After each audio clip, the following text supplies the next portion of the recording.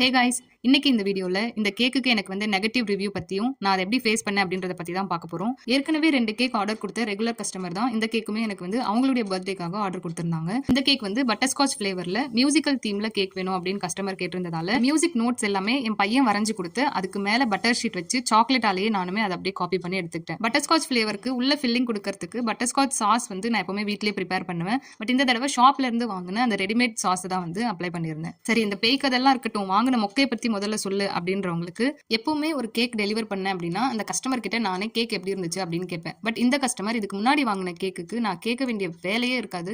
ஏன்னா அவங்களே உடனே கால் பண்ணி அவ்வளவு சூப்பரான ரிவ்யூ சொல்லுவாங்க. அது கேட்கும்போது எனக்கு ரொம்பவே சந்தோஷமா இருக்கும். அதே மாதிரி இந்த தடவையும் கஸ்டமர் கிட்ட இருந்து கால் வந்துச்சு. நானும் ரொம்ப ஹாப்பியான ரிவ்யூ சொல்லுவாங்க அப்படின்னு கால் பிக் பண்ணும்போது அவங்க ரொம்ப தயங்கிக்கிட்டே, இந்த தடவை கேக் என்ன ஆச்சுக்கா, ரொம்பவே சொதப்பிடுச்சு, உள்ள இருந்த அந்த கேரமல் நட்ஸ் ரொம்ப கசப்பா இருந்துச்சு, மற்றபடி கேக் எல்லாமே ஓகே அப்படின்னு சொல்லியிருந்தாங்க. அதை கேட்ட உடனே இதை நான் நம்பலாமா இல்ல கஸ்டமர் என்ன பிராங்க் பண்றாங்களா அப்படின்னு சொல்லி எனக்கு ரொம்ப கன்ஃபியூஷனா இருந்தது.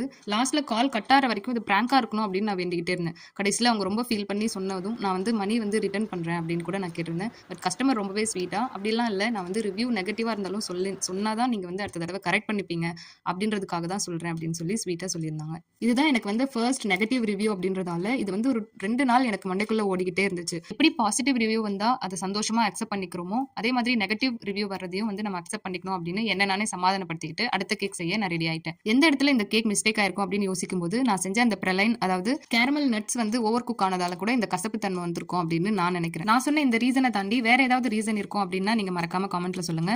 அது மட்டும் இல்லாம நான் வாங்கின இந்த நெகட்டிவ் ரிவ்யூக்கு நீங்க எனக்கு ஏதாவது ஆறுதல் சொல்லணும் அப்படின்னா கூட மறக்காம கமெண்ட்ல சொல்லுங்க. மறுபடியும் ஒரு சூப்பரான கேக் வீடியோல நான் உங்களை மீட் பண்றேன்.